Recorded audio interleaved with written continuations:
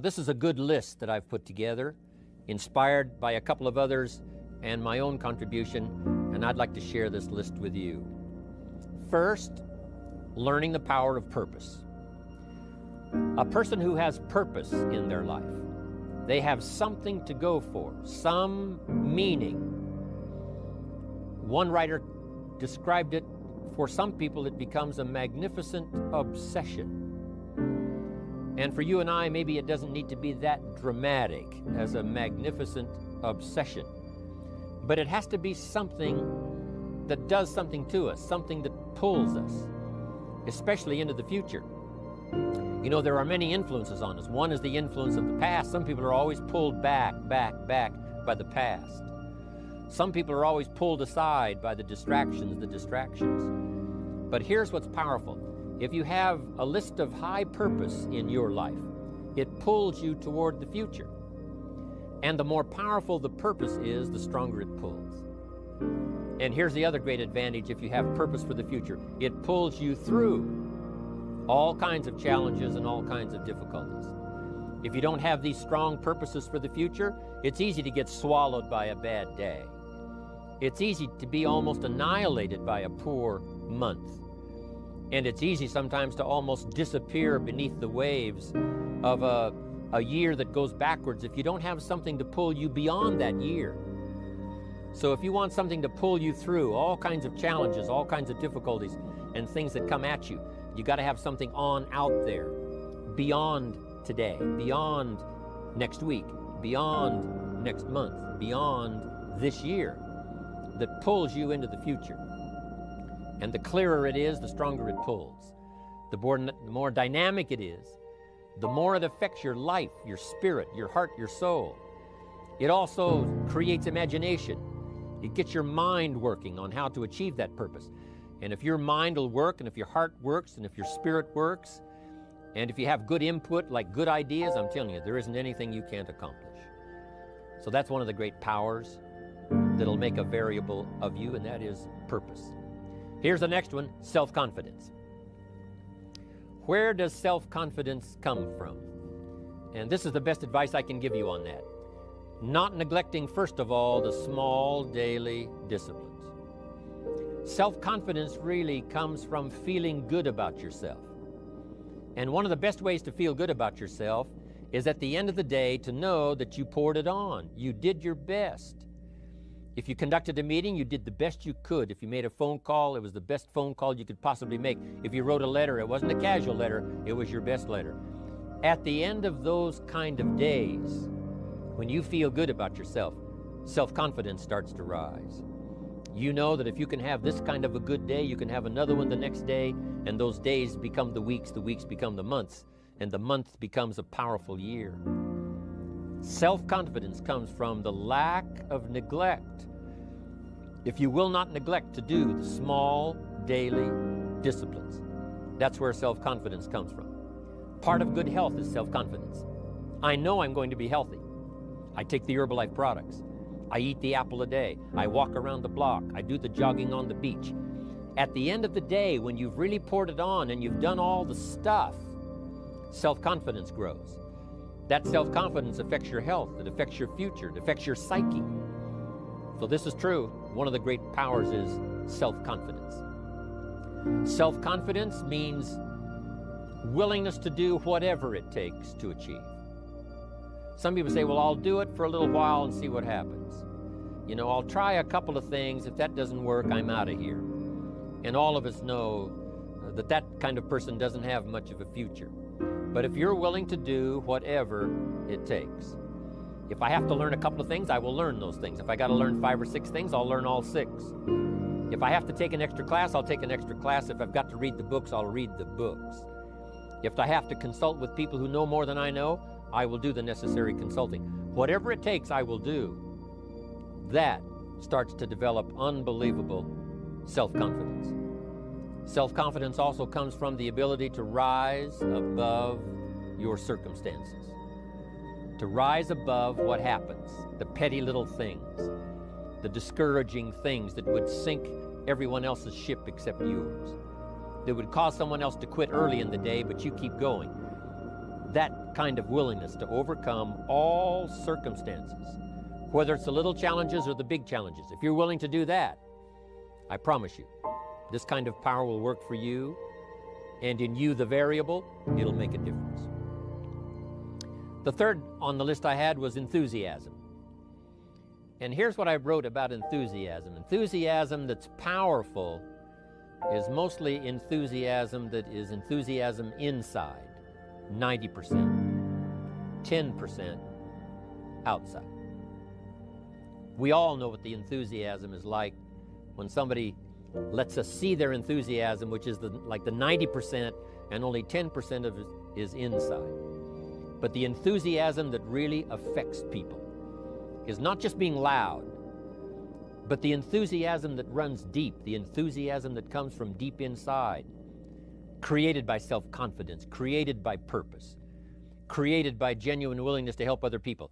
That kind of enthusiasm, knowing that you're going to get the job done, knowing you're going to affect people, knowing you're going to have testimonials flowing in from all kinds of directions. That kind of enthusiasm. A lot of it is quiet. A lot of it is unheard. And the 10% that's heard, it rings a bell. People call it genuine enthusiasm because they know that what you say in the outward display of your enthusiasm is only a small tip of the iceberg of the enthusiasm you feel inside that really motivates you to do the best job you can. Next on my list to help you become the powerful variable is expertise. Wanting to excel in all of the skills and settling for nothing less than an outstanding performance. If you're willing to be the best in your field, if you're willing to demand of yourself excellence in skills, to be the best that you can possibly be. In the training, do the best you possibly can. In doing a workshop, do the best you possibly can. Developing the skills of using your personality, developing the skills of language, developing the skills of influence, developing the skills of organizing. If you're willing to be an expert in all of the skills, Herbalife has the way for you to invest those skills and not only make a handsome living, not only make a lot of money, but if you would so desire and if it would be your purpose, a chance to make your fortune. Expertise, excellence in skills. Here was the next one on my list, making a powerful contribution to you, the variable, and that is preparation. Well prepared. And preparation, of course, involves a whole lot of things. A big share of our life is preparing, getting ready. When we go to the first grade in school, we're just preparing for the second grade. After we've finished 2 grades, the 2 grades prepare us for number 3. Sometimes it seems like a long, excruciating time. And the time will just seem like it'll never come when we can finally have the performance that we really want. But it takes time to prepare, it takes time to get ready. And the decisions you make in the preparation time, those are the decisions that last for a lifetime. Preparing to have a good day. It's that preparing, maybe the night before, maybe the couple of days before the day that you're going to put everything together. The preparation for a meeting means that you've taken it serious. The preparation for doing a workshop means you're serious about the workshop. You want to make the best contribution. That kind of preparation is important. But here's preparation that's very vital, and that is to prepare yourself for success. Life seemingly does not wish to waste success on the unprepared. Life says, why waste a fortune on this person? They're not prepared to do the right things with it. They're not prepared to use it wisely. If a fortune was bestowed upon this unprepared person, it would probably be wasted. The people that could have been touched won't be touched. What could have been done won't be done because this fortune will have been wasted on the unprepared person. So not only look for fortune, not only look for the promise, but prepare yourself and ask of yourself, what can I do to make myself ready? Because remember, life was designed not to give us what we want, not to give us what we need, but life was designed to give us what we deserve. Every value in life must be paid for, and those that pay are the ones that get it. It says those that give receive. Someone says, I wish to receive, I wish to receive. You don't have to concentrate on receiving. Just become a good giver. It says those that search will find. Someone says, well, I need to find some good ideas to help change my life for the future. Then to find good ideas, that doesn't come because you need them, it comes because you search for them.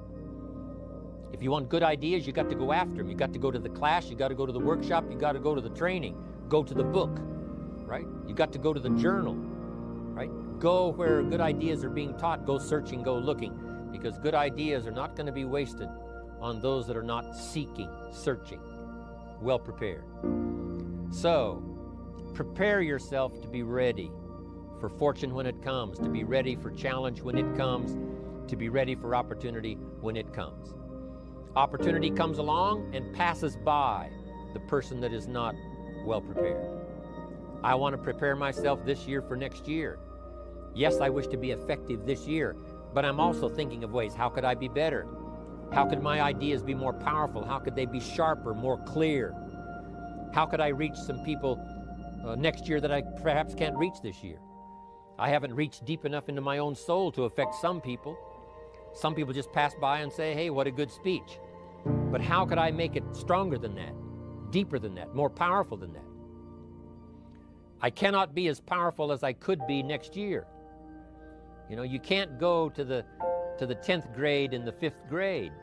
You just got to go through the grades, but the more you are prepared, when the 10th grade finally comes, now you can cash in and get 2 times, 3 times, 5 times more value from it by being prepared. Now here's the next one. There's great power in self-reliance. Self-reliance means you simply look mostly to yourself. It would be nice if someone just gave you this, gave you this, gave you this. It would be nice if everyone did their job exactly as they're supposed to do it. But here's what you've got to do. Primarily rely on yourself. Primarily say, I'm the person responsible. And I will learn the necessary skills so that I can help people learn their skills.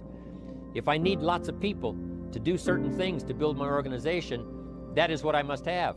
But I've got to be the final backstop. I've got to be the final one that people can rely on.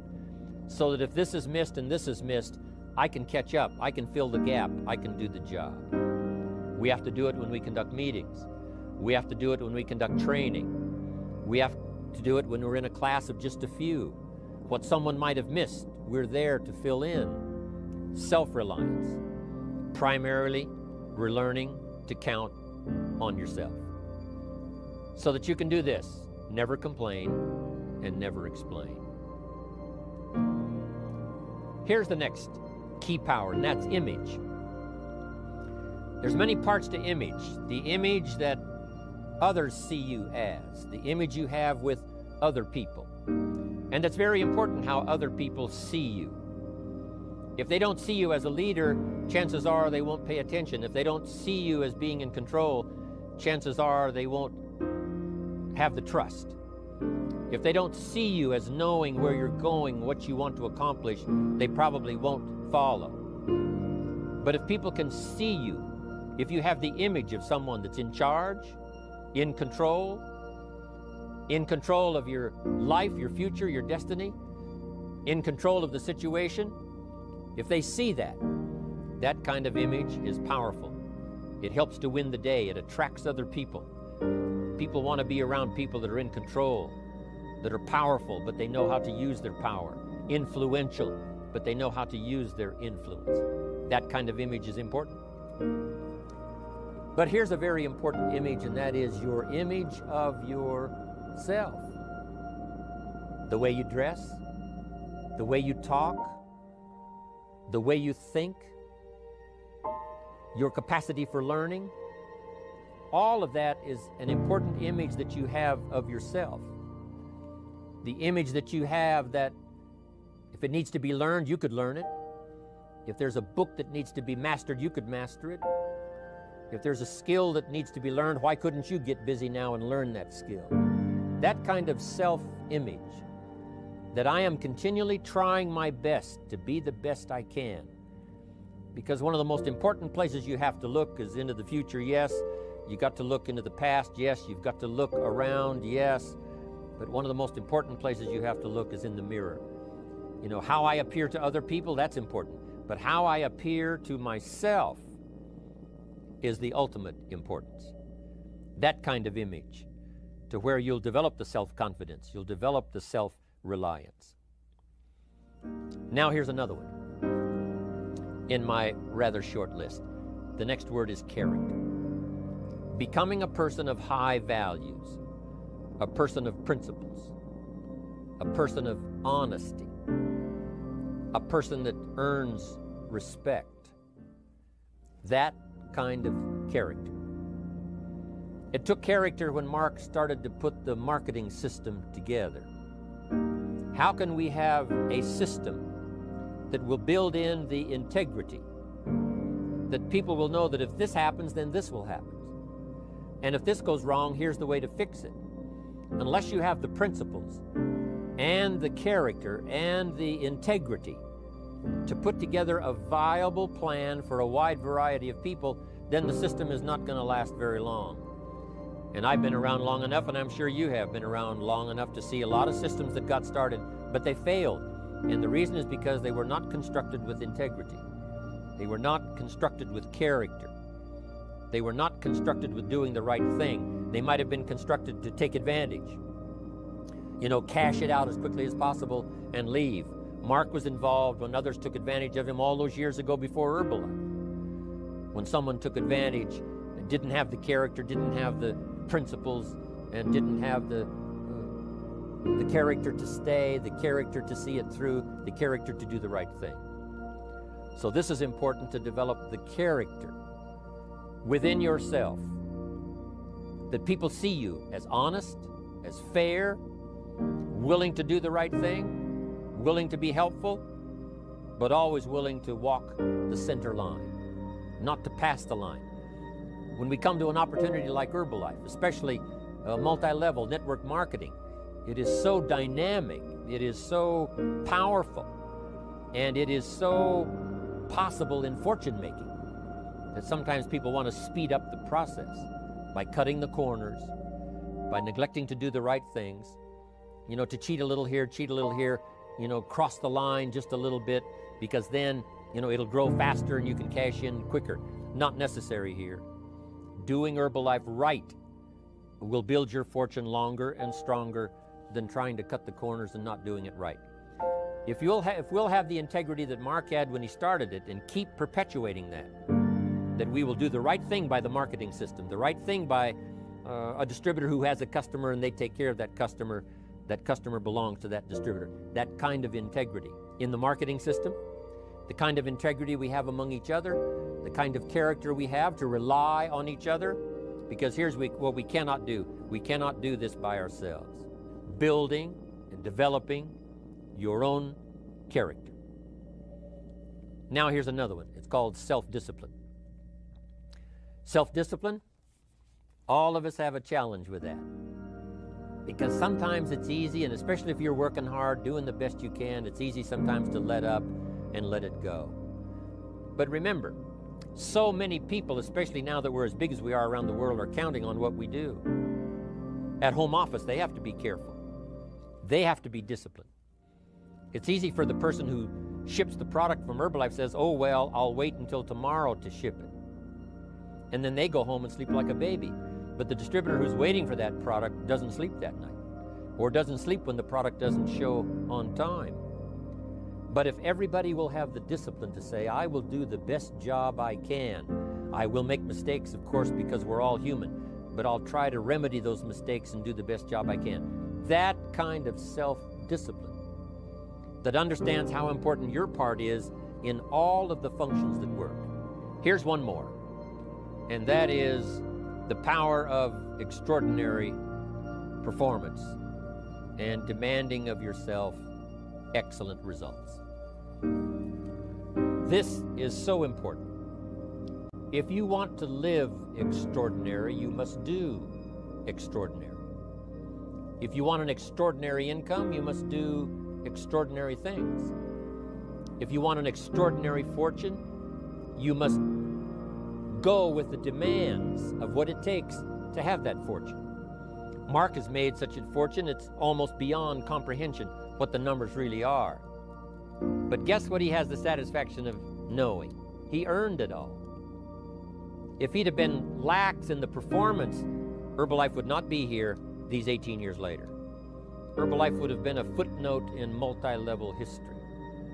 But because he performed year after year, the 3rd year and the 5th year, and the 7th year and the 10th year, and the 12th year and the 15th year, and now performing well in the 18th year, I'm telling you, that's what makes it such a viable fortune for Mark personally, of course, because he did the job.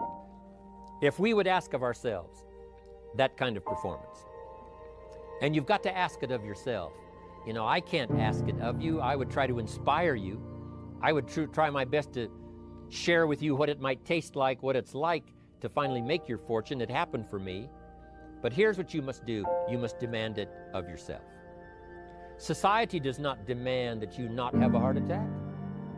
But if you want to escape having a heart attack, you must demand it of yourself. Society doesn't demand that you take Herbalife and improve your health. You have to demand it of yourself. Society doesn't demand that you jog around the block every morning. But if you want good health, you must demand it of yourself. Society doesn't demand that you read a couple of books a week and improve your intelligence and your knowledge. That you must demand of yourself. Society does not demand that you build a financial wall around your family nothing can get through. That's not a demand of society. But you must demand it, if you wish it, you must demand it of yourself. Society doesn't demand that you learn a list of 10 skills in order to ensure your own future and the future of your family. Society doesn't demand it, doesn't require it. It is not a law. But if you want the benefit, you must demand it of yourself.